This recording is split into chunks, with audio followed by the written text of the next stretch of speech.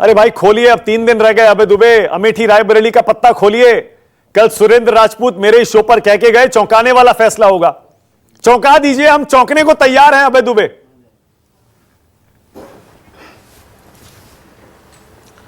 मानक जी, देश में बहुत बहुत बहुत बड़ी चौंकाने वाली खबरें आ रही है। मैं हतप्रभ हूं क्योंकि पहले उस पर बात करनी जरूरी है। वो देश के लिए बहुत जरूरी मुद्दे हैं।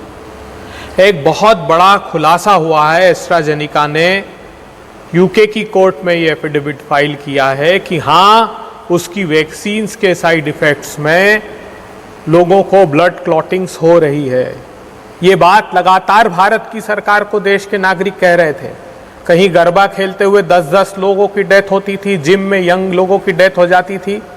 आईसीएमआर ने बाकायदा 18 से 45 साल के लोगों में एक जांच कराई और ये मनसुख मंडाविया जी ने कह दिया कि उस जांच में पाया गया है कि ऐसा कोई साइड इफेक्ट नहीं, जबकि ये सरासर झूठी बात थी। उसी आईसीएमआर की रिपोर्ट में ये पाया गया था कि जो पेशेंट्स डिस्चार्ज हुए हैं उसमें 6.5% की सडन डेथ हुई है और 17% को गंभीर बीमारी हुई है।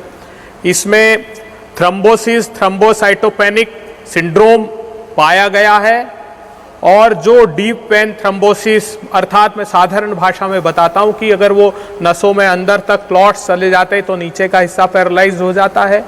वो अगर लंग्स में जाते हैं तो कई ऑर्गन्स उसमें फेल हो जाते हैं, उससे स्ट्रोक हो जाता है और ब्लड क्लॉट से सडन हार्ट अटैक हो जाता है, जो बहुत बड़ी संख्या में हुए हैं। हाल ही में एक रिपोर्ट आई है, एक स्मशान घाट का दैनिक भास्कर ने सर्वे किया है। उन्होंने कहा हर तीसरा आदमी की सडन डेथ हो रही है, उसको पता नहीं लगता खेलते खेलते। जो शवदाह कर रहे हैं उसने स्मशान घाट की रिपोर्ट छापी है। भारत की सरकार ने, प्रधानमंत्री जी ने देश को किस गंभीर रास्ते पर लाकर खड़ा कर दिया, क्या छुपाया गया हमसे, देश को यह जानना चाहिए। आखिरी दूसरी बात बताना चाहता हूं देश के लोगों। दिसंबर 2023 में भारतीय जनता पार्टी के एक सांसद, जो पूर्व सांसद के उम्मीदवार थे, उन्होंने अपने अध्यक्ष को कर्नाटका में चिट्ठी लिखी थी कि प्रज्वल नाम का ये जो सांसद है, इसके करीब करीब 2900 अश्लील वीडियो हैं जिसमें बलपूर्वक ऐसा प्रतीत होता है बलात्कार हुआ, और रिकॉर्ड पर चिट्ठी लिखी। ये प्रदेश अध्यक्ष ने केंद्रीय नेतृत्व को बताया। उसके बावजूद उसको ये जान करके भारतीय जनता पार्टी ने अपने गठबंधन से टिकट दिया और 14 अप्रैल 2024 को प्रधानमंत्री जी ने मंच से पीठ थपथपाई। इससे बड़ी शर्मसार कर देने वाली बात इस देश के लिए नहीं हो सकती। भारतीय जनता पार्टी आतंकवादियों को टिकट दे सकती है, बलात्कारियों को चुनाव लड़ा सकती है, भ्रष्टाचारियों को पार्टी में शामिल कर सकती है। क्या नैतिक अधिकार अब देश के नागरिकों, इनको सत्ता में बने रहने का रह गया है? यह प्रश्न के साथ मैं अपनी माणक जी के प्रश्नों का जवाब देता हूं। व्यक्ति तय नहीं करते कांग्रेस पार्टी में, नेता तय नहीं करते। ये राहुल गांधी जी ने स्वयं ने कहा है। ये संस्थागत निर्णय होते हैं कि अमेठी में कौन लड़ेगा, रायबरेली में कौन लड़ेगा, मध्य प्रदेश, छत्तीसगढ़, राजस्थान में कौन कौन लड़ेंगे। पूरी हमारी इलेक्शन कमेटी है, वो निर्णय लेती है। यहाँ ऐसा नहीं होता कि दिखावे के लिए तो पार्लियामेंट। तो इलेक्शन कमेटी तो आपकी सारा फैसला खरगे जी पर छोड़ चुकी है अबे दुबे, इसीलिए तो आपसे पूछ रहा हूं भाई। सीईसी तो कह चुकी खरगे जी जो करेंगे वो सही है।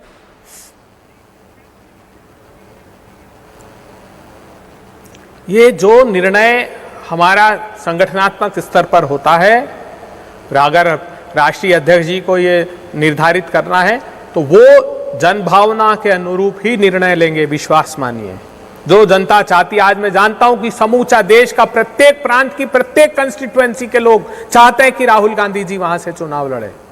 विश्वास मानिए, जहां जाता हूं वहां कहते हैं कि राहुल गांधी जी को हमारे यहां से चुनाव लड़ाइए।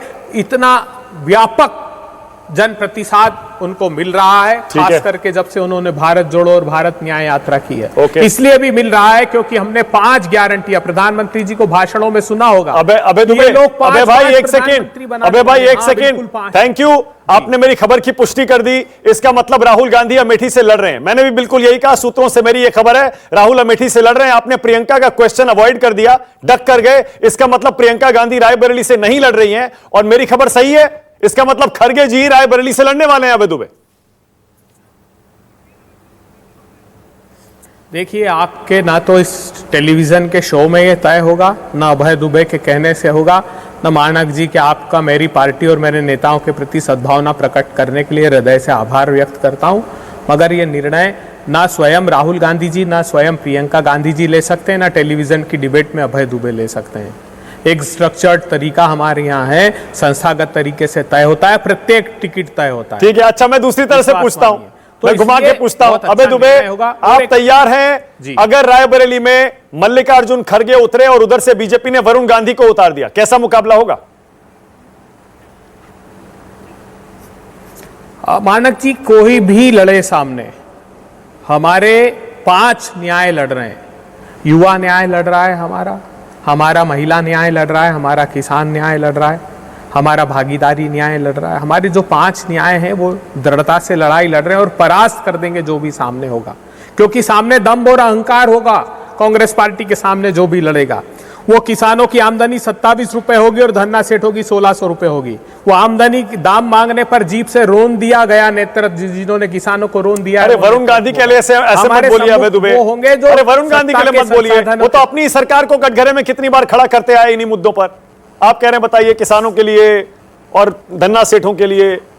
वरुण गांधी की छवि वैसी नहीं है भाई, आप भी जानते हैं। अगर देखिए व्यक्तिगत नहीं लड़ता। अगर वरुण गांधी जी भारतीय जनता पार्टी से लड़ेंगे तो वो उन सारी चीजों का प्रतिनिधित्व करेंगे। अगर वो मुखरता से उनके खिलाफ खड़े हो जाएंगे तो बात अलग है, और वो कहे कि मैं निर्दलीय लड़ूंगा तो बात अलग है, तो प्रश्न अलग होगा। ओके। लेकिन आज अगर भारतीय जनता पार्टी किसी को भी खड़ा करती है तो सवाल तो यही होंगे। ठीक है, ओके। अब एक चीज और बताइए, प्रियंका गांधी को आप क्यों नहीं उतार रहे? इतनी बार इतने चुनाव निकल गए, हम सोचते हैं अब उतरेंगी, अब लड़ेंगी, क्यों नहीं आप उनका इलेक्टोरल डेब्यू करवा रहे हैं अबे दुबे? देखिए कार्यकर्ताओं की तो कोई कार्यकर्ता इनकार नहीं कर सकता, सारे कार्यकर्ता और जनता। मैं तो प्रियंका जी की कई रैलियों में गया हूं, लाखों लाख लोग, आम जन, इतना प्रतिसाद, और इंदिरा गांधी जी प्रतिबिंबित होती है उनमें प्रत्यक्ष, तो लोग चाहते हैं कि वो आए। लेकिन ये निर्णय पार्टी को लेना होता है, संस्थागत निर्णय। प्रियंका जी भी तय नहीं कर सकती कि वो लड़ेंगी या नहीं। हाँ, उनकी भावना व्यक्त कर सकती हैं, लेकिन निर्णय संस्थागत होता है, व्यक्तिगत निर्णय नहीं होता। ठीक है, ओके। अबे दुबे एक छोटा सा क्रॉस क्वेश्चन, क्योंकि आपने शुरू में आज वो एस्ट्राजेनेका वाली वैक्सीन पर सवाल उठाया, और बनता भी है, क्योंकि आज पूरे देश में लोग यही पूछ रहे हैं भैया आपने कौन सी वैक्सीन लगवाई थी, क्योंकि कोविशील्ड के साइड इफेक्ट्स आए हैं। आप कह रहे हैं हमने पहले ही आगाह किया था और आपने सरकार को कटघरे में खड़ा किया, तो आप क्या चाह रहे थे? कोविशील्ड उस समय नहीं लगनी चाहिए थी जब लगी इस देश में?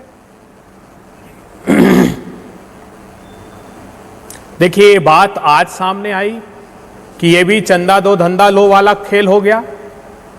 ये बात सामने आई कि करोड़ों रुपए का चंदा लिया गया उस कंपनी से, नहीं लिया गया क्या? बताइए आपको अगर ये बात ऐसा नहीं छुपी हुई थी, जो सडन डेथ हो रही थी, इस बात की जांच अगर एस्ट्राजेनेका यूके की अदालत में मान सकती है तो भारत की सरकार ने क्यों नहीं स्वीकारी? मैं चुनौती देता हूं, भारत की सरकार ने वो 700 लोगों की केस स्टडी की थी 18 से 45 साल के बीच की, और उस स्टडी को रिवील करते हुए मनसुख मंडाविया ने बताया था कि नहीं ये सडन डेथ उसके कारण नहीं है, जबकि डी डाइमर टेस्ट, मैं बताता हूं क्या हुआ था उस समय। अगर आपको याद हो तो हम सब फ्रीक्वेंटली हर 10 दिन में डी डाइमर टेस्ट कराते थे।